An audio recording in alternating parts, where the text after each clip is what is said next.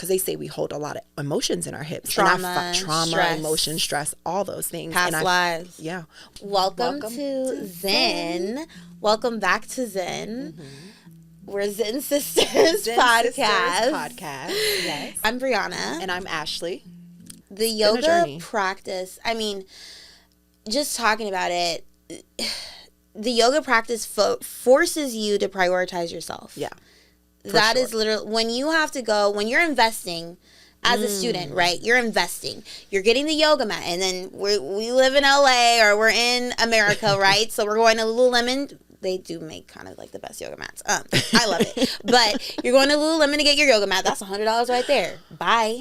We got to talk your about yoga that. Pants, $100. We got to talk about that. We're going to talk about all of that stuff. But, you know, you're already probably walking in, plus the yoga class you paid for or your membership. The membership. You're already making these investments. Yeah. Literally, especially, you know, in the hot yoga practice, it's expensive right now.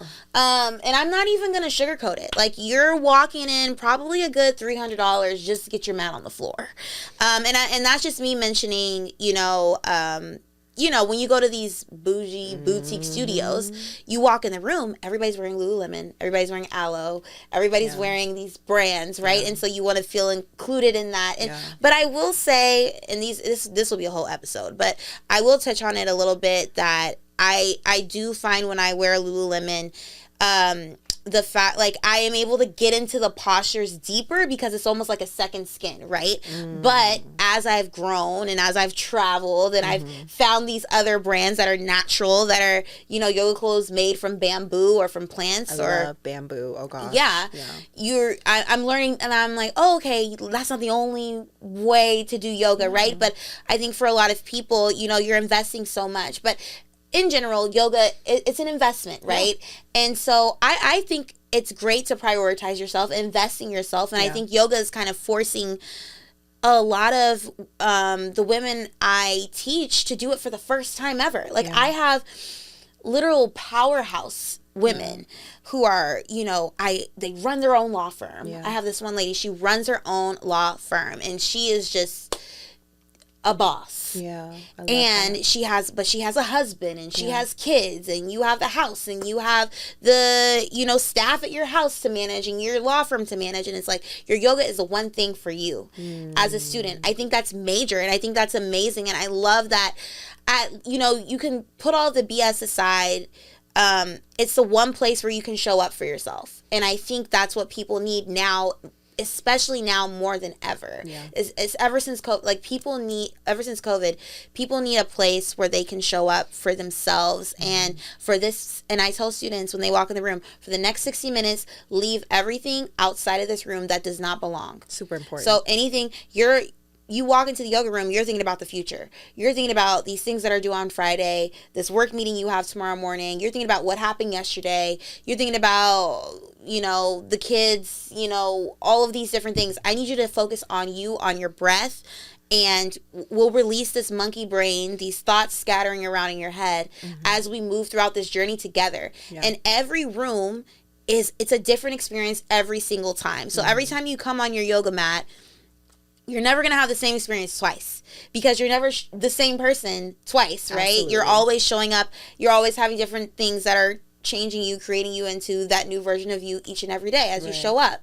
And so it's really focusing on getting to the present moment, which slowing down your breathing is what gets you there, to the present, and to here, and to right now.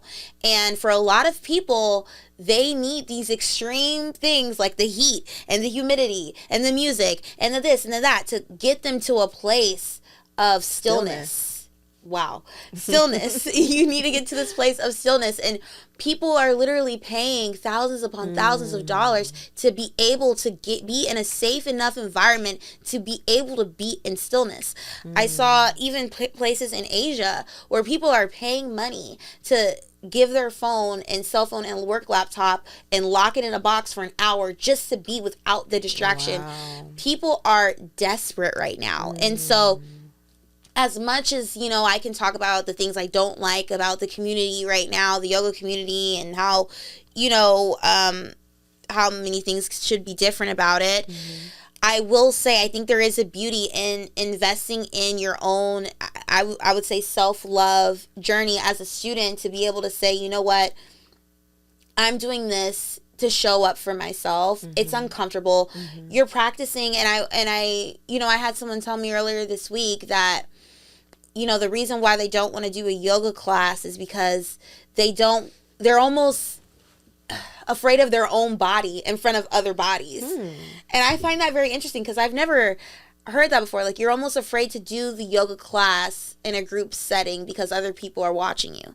But really, nobody's really paying attention. I mean, only time you really see anything is like maybe on dancer pose, or maybe certain balancing postures that are more advanced postures, and you see, oh, that person can really do it all the way.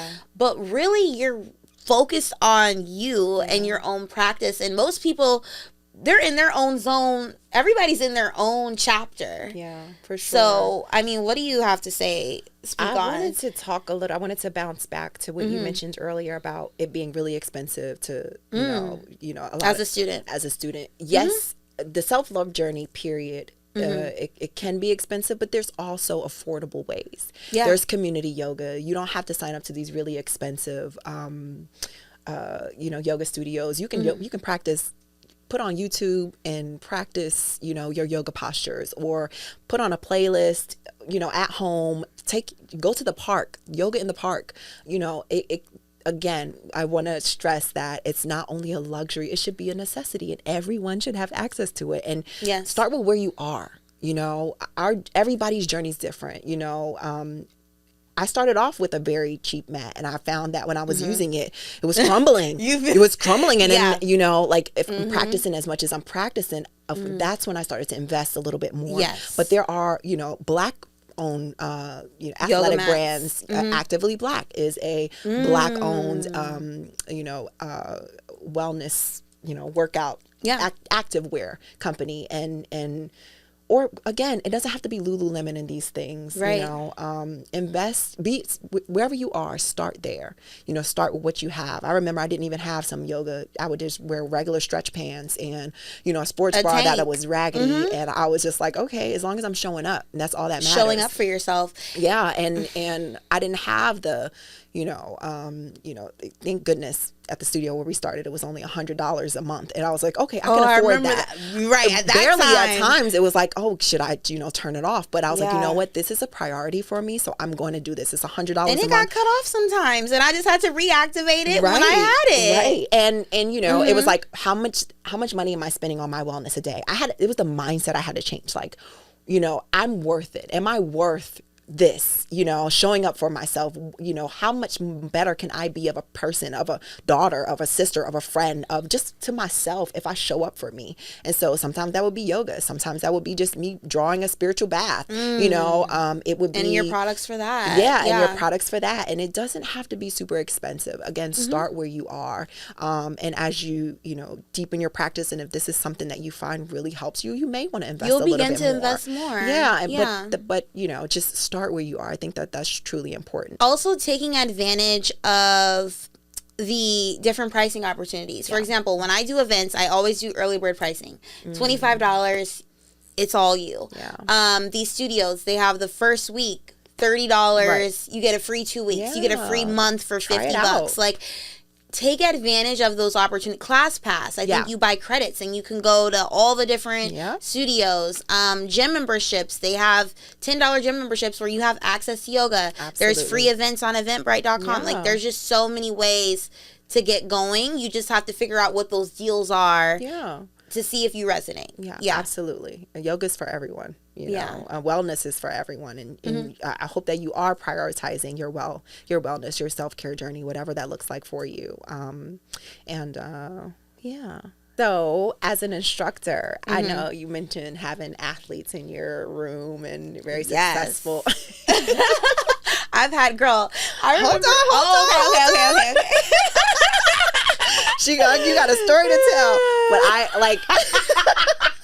I watch what I say. Okay.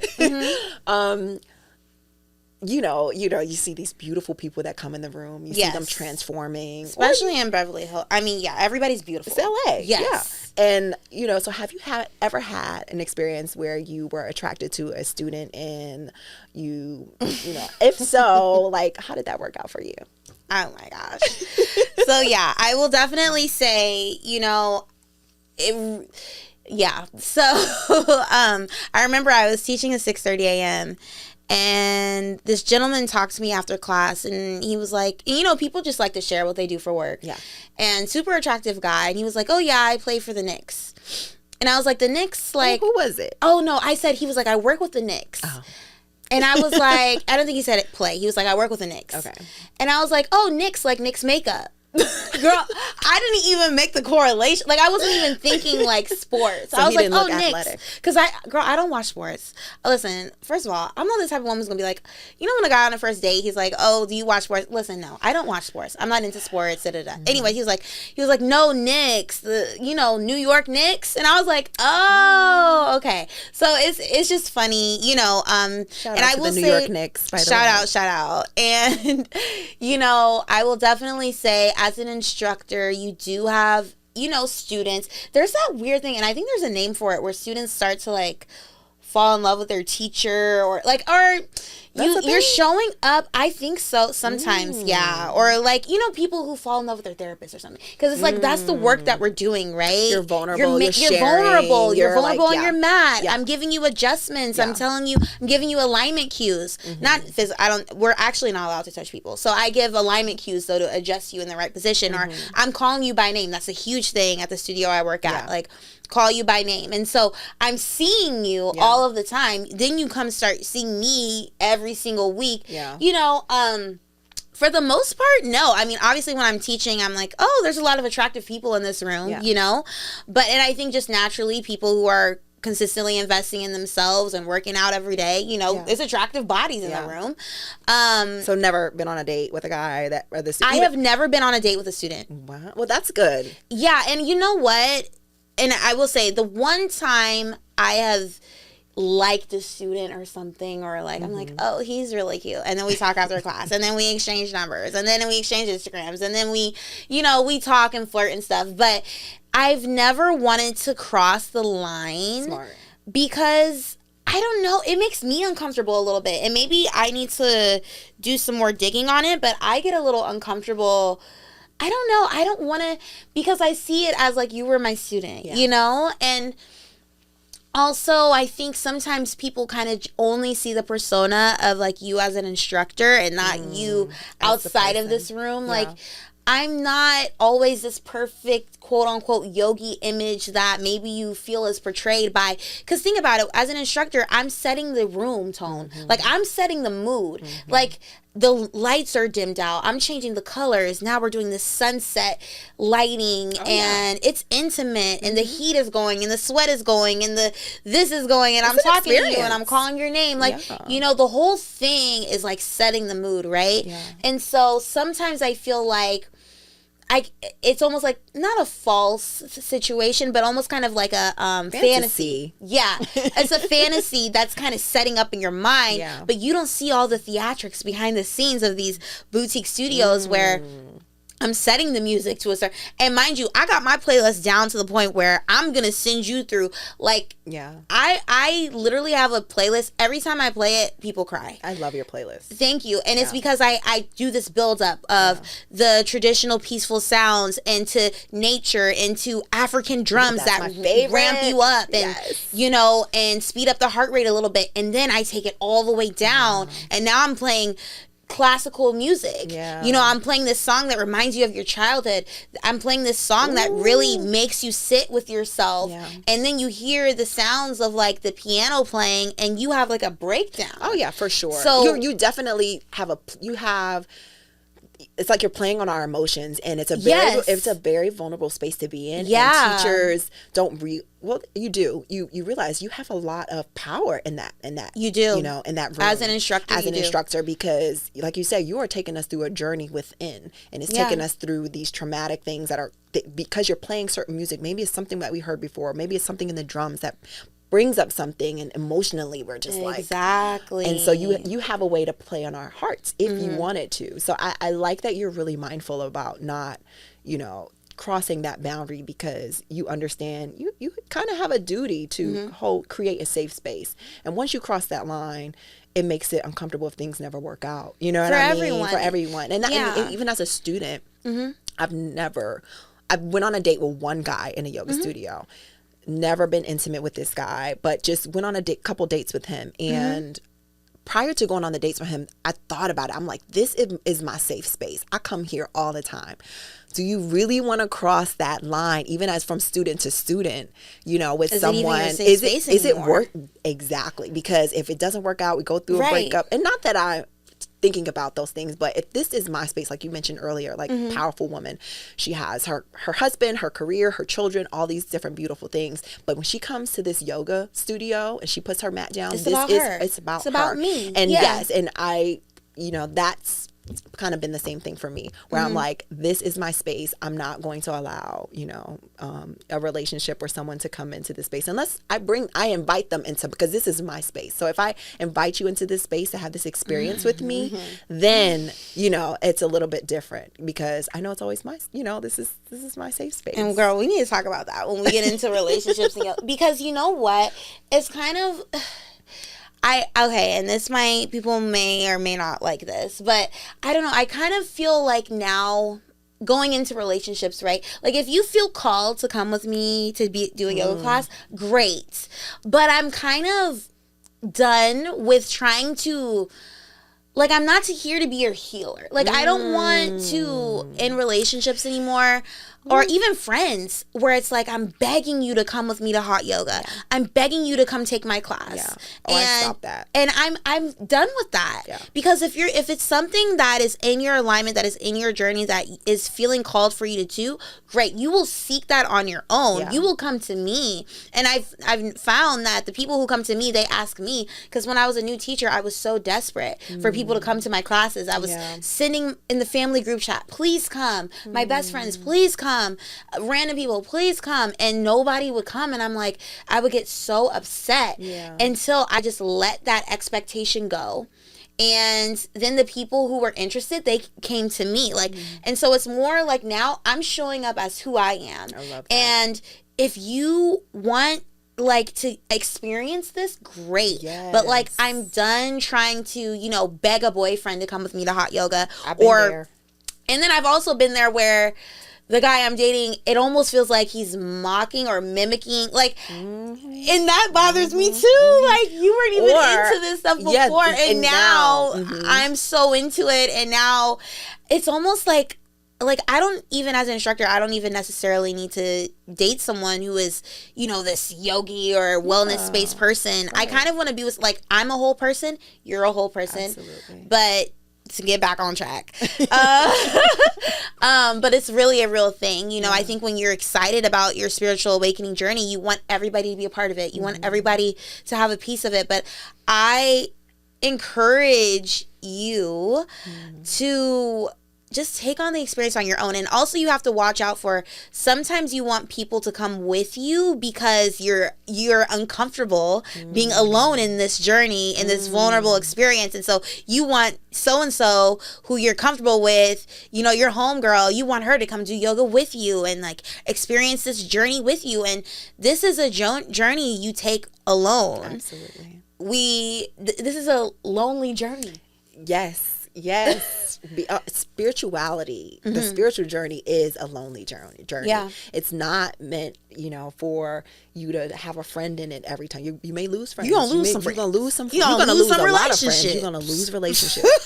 That's the one thing about this journey. Once you start practicing yoga, you will shed in every area of your life that you could imagine. The job, because you will start to open up and figure out why am I here? Why am I still here? You will start shedding those layers and really starting to manifest what it is that you want in your life. The relationships, the job, everything will become new for you. And that doesn't end. It continues on and on. It's a constant detox of what's happening in your life and in your body.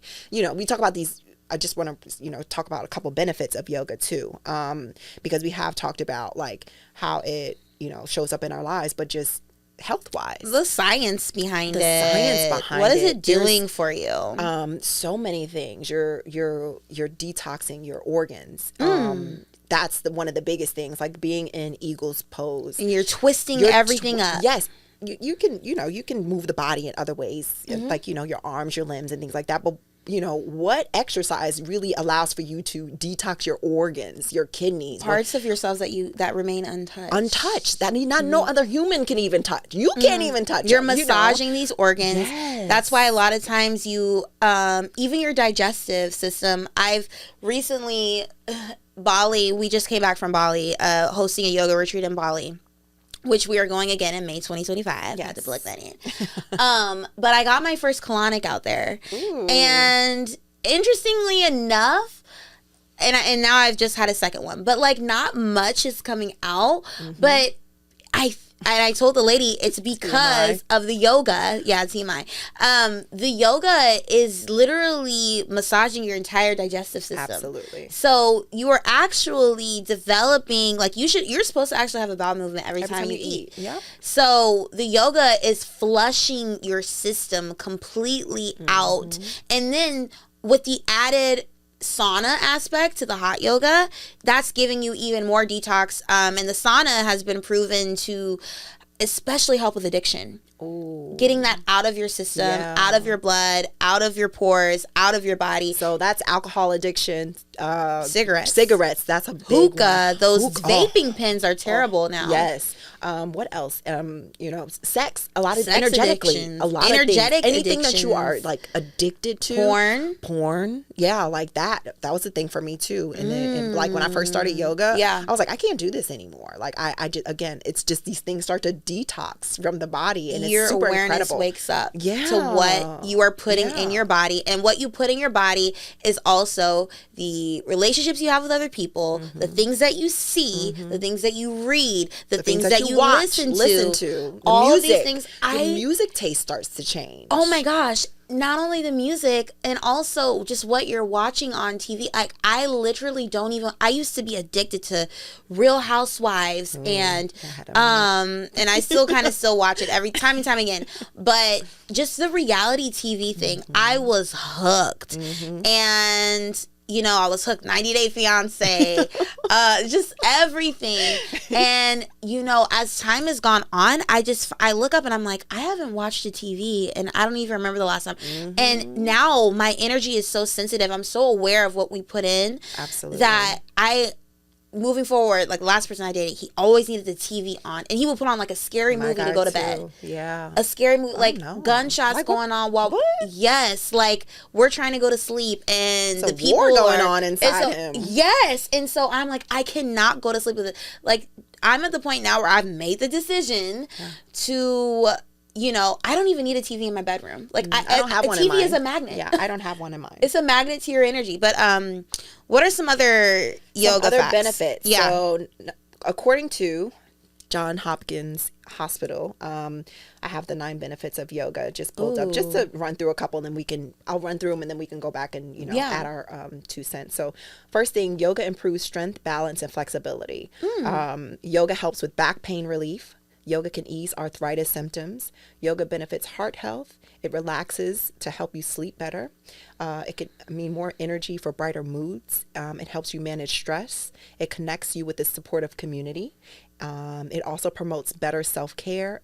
And those are some 9 top yoga benefits. So just to kind of go back to the first one, improves balance and flexibility. One of the myths about yoga that I hear all the time, anytime, I don't know what you're about and I know you all know what I'm about to say is so annoying. Anytime I tell someone, "Oh, I'm a yogi," or I don't usually say that, but I say I practice yoga, or I'm a yoga instructor, they'll say, oh my gosh, yoga is so I'm not flexible enough to do yoga. And then they don't do it. And then they never do it. And I'm like, that is the biggest myth. Everyone, yes, it's a practice in order for you to get better at I'm not going to say better, in order for you to get deeper into the postures, yes, the more you do it, the more flexible you become over time. But everybody who begins yoga and starts yoga, even the people who do practice yoga, when we show up to that room, we still, we got to get there's days into where the I'm postures. just locked up. Yeah. Like there's days where I just want to lay on my, like literally there's days where I go to yoga and I just lay on my mat for the benefits of the breathing, of the just sitting with myself, of the meditation. It is not about the flexibility and all of these things. Our body holds on to trauma, stress. There's this book called How the Body Keeps Score. Oh, I love that and one. That's literally so good. are holding on to all of these life experiences, all our childhood, everything. And the yoga is working that out of your body, because a lot of the times this flexibility thing, right, is really just blockages in the body that need to be released, that you need to work through. Sometimes it's mental, sometimes it's physical.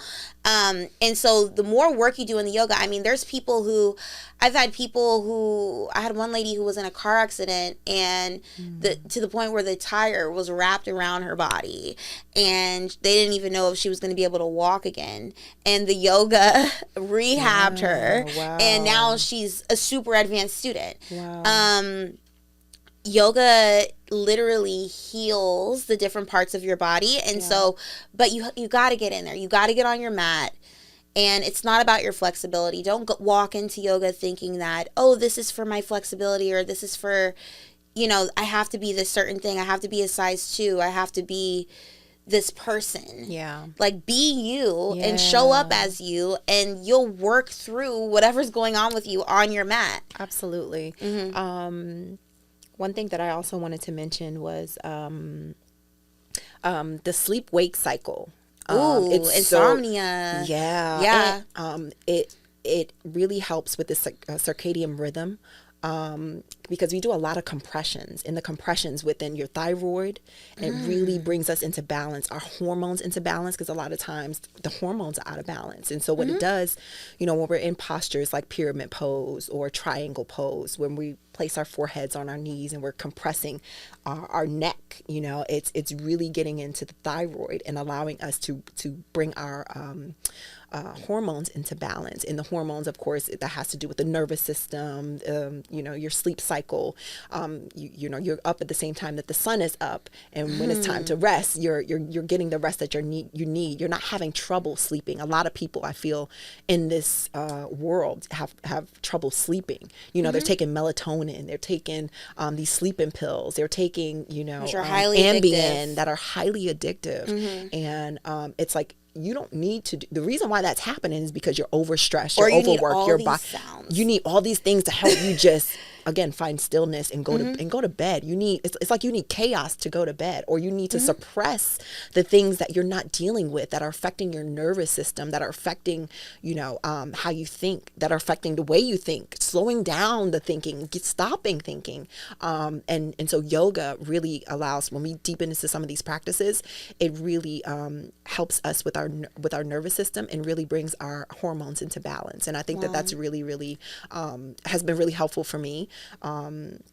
As a woman, also when it's cycles or that time of the month, our hormones can be up and down. I find that, I go into the room sometimes and I start judging myself because I have a little bit water weight on me than I typically am normally used to having, or I ate something a little bit different, and I feel like hormonally I know I shouldn't have eaten it, but I know that it's changed something hormonally within me. And I'm like, all right, or my sleep is off because I've been traveling. So I'm like, what do I do? When I find myself in the yoga room, I find that it brings me back to this, the right, circadian rhythm, and it brings me into rhythm with life the way that it should be, to where I'm not off and just off with sleep. And I just have better moods throughout the day, throughout the morning. It really sets the tone for life outside. I have better moods within my relationship. I have better moods with my family. More patience, driving, traffic. Like, that's a big thing for me. It's like, breathe, responding, taking a moment instead of reacting to it, taking a moment, breathing, observing what's happening, because it brings us into the state of awareness, not just on that mat, but that awareness goes into life. How I show up in my relationship, how I show up at my place of business, when I'm having a trouble with the client, am I taking a moment? Am I listening? Am I really tuning in? Am I hearing what they are saying? Because they may be, out of balance, but, you can invite them to a yoga class. But yeah, yoga really, really kind of helps with that as well. Just bringing our hormones into balance. And let's see. I wanted to hit on the awareness. Yeah. The awareness that yoga wakes up the awareness. So a lot of people aren't aware of their physical body. Yeah. We're kind of just walking through life and we're almost in this like 3D universe where it's like this is all we're seeing. It's just what's in the mirror, right? Or maybe you're not even, some people don't even look at themselves in the mirror. I know some people that say that out loud, and I'm like, how? You don't even look at yourself. You just get dressed and you're not even, you get dressed, you go to work, you take care of your kids, your husband, your family, and you just walk through life not even really looking in the mirror. And I'm like not even really talking about a physical mirror. I'm just talking about just internal mirror to yourself. And so the way the yoga wakes that up is the instructor telling you, okay, inhale, pick up your right big toe with your right index finger and bring it up to your left thigh and rest your right heel on top of your left thigh. Okay, so now I'm waking up. I'm literally opening up the channels in my brain, my right from my left, my right index finger, my left thumb, my left heel in a certain position. And now I'm waking up these different parts of my body and creating these pathways, these neural pathways, and I'm building these connections that weren't there before, really since childhood, right? Where we learn right from left. Yeah. As an instructor, it's so interesting when we're like, inhale, lift up your right leg. How many people will lift up their left? Or just see it all the time. You see it all the time. Yeah. And that's what this practice is building up in the body, in the mind for people when they're showing up, is waking up the awareness to yourself. And it really starts with those simple alignment cues. Yeah, I love that.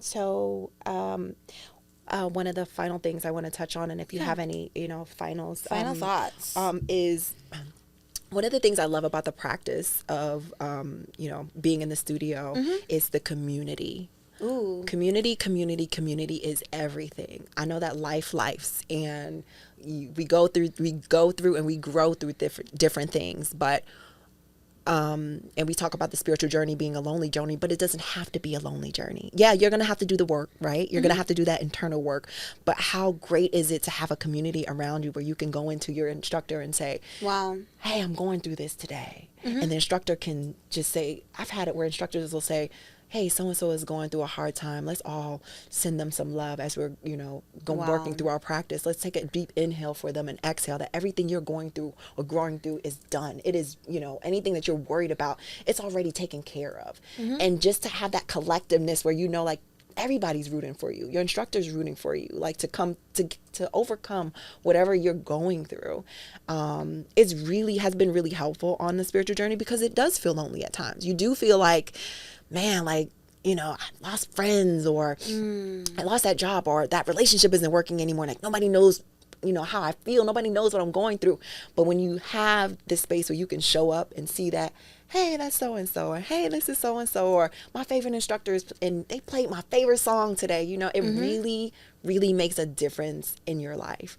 They say that certain indigenous cultures, women or men would live so long because they actually live in community. The way that they eat, the way that they, we talk about the blue zone, we talk about the blue zones a lot. Yeah, because they, they lived to their 90s and over 100 because they're in community. And it's the same thing in the yoga community. It's so important for me, I know, and where, as I'm going through this, journey of life, and I'm shedding, that I'm putting back or planting new seeds of community, of love, of, things that really matter, in a community that is, in the same space where I am, in a sense of like on their healing journey, and I'm surrounded by people who are healing, it just helps me feel like I'm not doing it alone. And I know that I every day I go in that studio, I know you'll be there, or someone will be there to hold space for me, no matter what day it is, no matter what I'm going through. They're open 7 days a week, and that's kind of like, I always say, like, yoga is my church, especially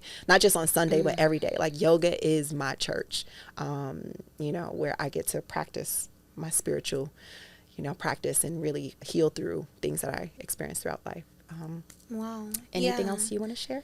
No, definitely. I resonate with you, the community aspect. And I think that's why I love the group yoga classes and teaching the group yoga classes. And actually, we'll get into it because my first private will be this Monday. And so that'll be interesting, because for a long time I rejected privates because it felt too intimate. It felt too vulnerable. And I've had to do my own work to get to this point where I feel like I can show up for someone else and be one-on-one and have that experience.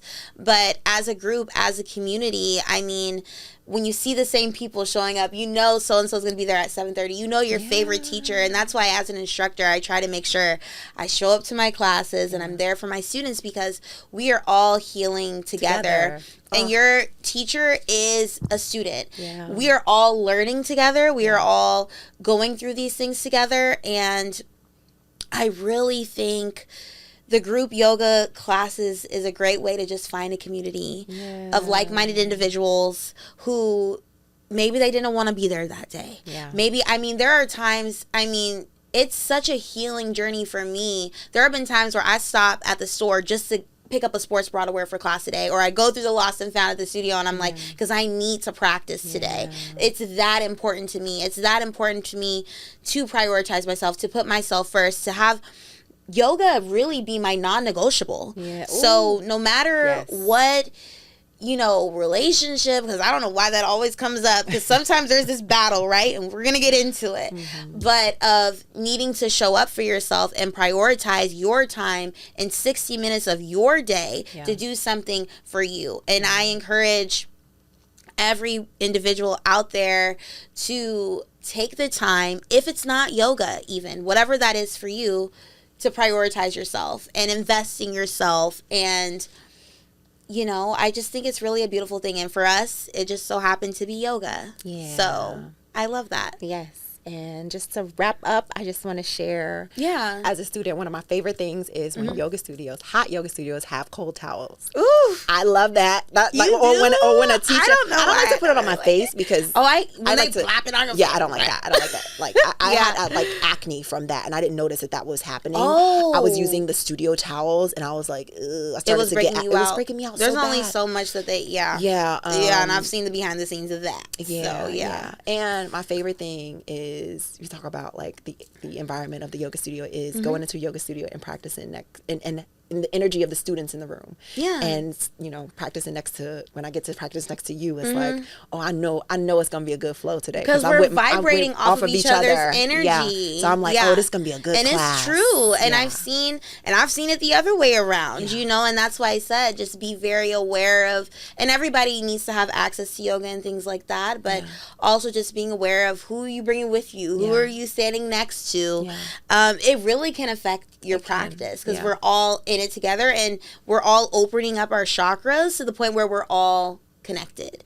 Really great episode. And just to plug in, if you guys want to follow us on Instagram, I'm Yogi Therapy, and I'm Ashley Divine. That's Divine, DIIVINE, on all handles, Instagram and Facebook. And Yogi Therapy, YOGITHERPI, on all socials. And we do yoga classes, sound healing, meditations, yoga retreats. We're going to Bali 2025. We're doing a rites of passage retreat in May. And so follow us on our socials to get the info. DM us if you have any questions. Brianna has an upcoming class, R&B yoga, June 22nd in Phoenix, Arizona. So definitely check her out. And we're getting into the Pilates stuff too, you guys. Because I also R&B Pilates class coming up as well. So stay tuned. We love you guys. We appreciate you tuning in, and we're out. Bye. Bye.